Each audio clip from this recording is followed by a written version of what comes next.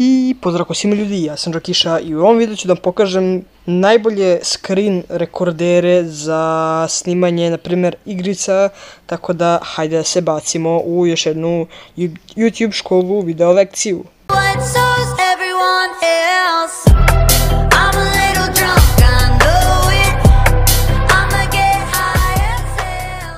Ok ljudi moji, treba će vam aplikacija screen recorder na ADS, znači ova sa plavom ovom ikonicom.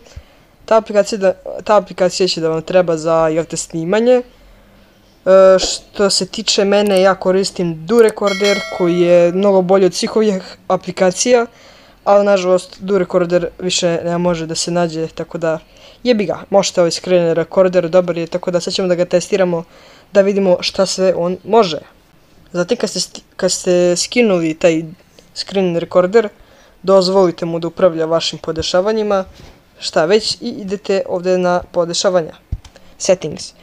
I ovdje možete da uradite control settings, team delay before, znači 3 sekunde, to ostavite tako.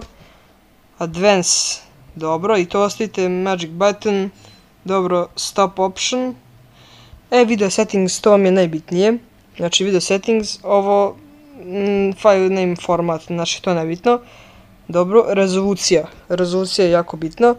Što se tiče rezolucije, preporučio bih vam da koristite najmanju moguću rezoluciju, znači ova 720 x 480, ako imate slabi telefon, uređaj, pošto je meni rezolucija automatski odabrana novu, ja ću tu i da koristim, ali eto, kažem vam, ako imate jako slab telefon i Android uređaj, bitno je da stavite najmanju moguću rezoluciju kako bi vam bolje radilo i ovdje.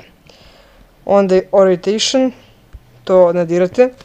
Bitrate 8 mps, to ti je otprilike kvalitet. Kvalitet možete da stavite na 10, tako da 10. Frame rate, ovo je koliko FPS želite da imate. Ako imate, također i ovo važi za jače telefone, ako imate jači telefon možete staviti do 120 i 90, možete i 60, a ako imate baš onako slabije telefone, stavite na 30, koristit će vam dok ne nabavite nov telefon. Ja ću staviti na 120 jer moj tablet to može da podrži. Ok, video encoder, znači to ne dirate. Record audio, stavite da možete da snimate audio, ako već, mislim, potrebno je da snimate audio. Također jedna jako bitna stvar, ako se bavite YouTube-om, snimajte svoj glas u klipovima, jer niko neće da gleda samo klipove bez vašeg glasa, jer to neće se probiti na YouTube-u. Bitrate, dobro, 100 kb po sekundi, ovo također ne dirate. Tako da sada ćemo da upalimo ovaj rekorder i da snimamo neki gameplay da vidimo kako on zapravo radi.